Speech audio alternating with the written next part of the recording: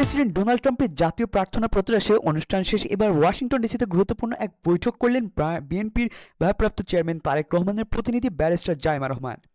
Women's fellowship ফাউন্ডেশনের প্রখ্যাত নেত্রী রেবেকা ওয়েডের সঙ্গে ওয়াশিংটন ডিসিতে এ বৈঠক করেন। এ সময় তার সঙ্গে অন্যান্য নেতৃবৃন্দ উপস্থিত ছিলেন বলে জানা গিয়েছে। বাংলাদেশ ও যুক্তরাষ্ট্রের মধ্যে সম্পর্কের পাশাপাশি আন্তর্জাতিক পর্যায়ে সহযোগিতা এবং বৈশ্বিক শান্তি ও সমৃদ্ধি নিয়ে তাদের মধ্যে আলোচনা হয়েছে বলে জানা গেছে। মার্কিন প্রেসিডেন্ট ডোনাল্ড ট্রাম্পের জাতীয় প্রার্থনা প্রত্যাশে যোগ দিলেন বিএনপি ভারপ্রাপ্ত চেয়ারম্যান তারেক রহমানের কন্যা জাইমা রহমান। সেই সঙ্গে ছিলেন বিএনপির মহাসচিব মির্জা ফখরুল আলমগীর এবং আমির খসরু মোহাম্মদ চৌধুরী। যুক্তরাষ্ট্রের নতুন প্রেসিডেন্ট নির্বাচিত হওয়ার পর ঐতিহ্যবাহী ন্যাশনাল প্রেয়ার ব্রেকফাস্ট অনুষ্ঠিত হয়, যেখানে বিভিন্ন দেশের গুরুত্বপূর্ণ রাজনৈতিক, কূটনৈতিক, ব্যবসায়িক এবং সাংস্কৃতিক ব্যক্তিদের আমন্ত্রণ জানানো হয়। এবার যুক্তরাষ্ট্রের প্রেসিডেন্ট ডোনাল্ড ট্রাম্পের ন্যাশনাল প্রেয়ার ব্রেকফাস্টে আমন্ত্রিত হয়ে যোগ দিয়েছেন বাংলাদেশ জাতীয়তাবাদী দল বিএনপি মহাসচিব মির্জা ফখরুল ইসলাম আলমগীর, জাতীয় স্থায়ী কমিটির সদস্য আমির খসরু মোহাম্মদ চৌধুরী এবং বিএনপির ভারপ্রাপ্ত চেয়ারম্যান তারেক রহমানের প্রতিনিধি ব্যারিস্টার জাইমা রহমান।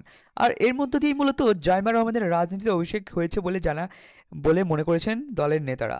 6 ফেব্রুয়ারি যুক্তরাষ্ট্রের স্থানীয় সময় সকাল 7টায় রাজধানী ওয়াশিংটন ডিসিতে অবস্থিত মার্কিন প্রেসিডেন্টের বাসভবন হোয়াইট হাউসে শুরু হয়ে এই অনুষ্ঠান দীর্ঘ 7 ঘন্টা ধরে চলে।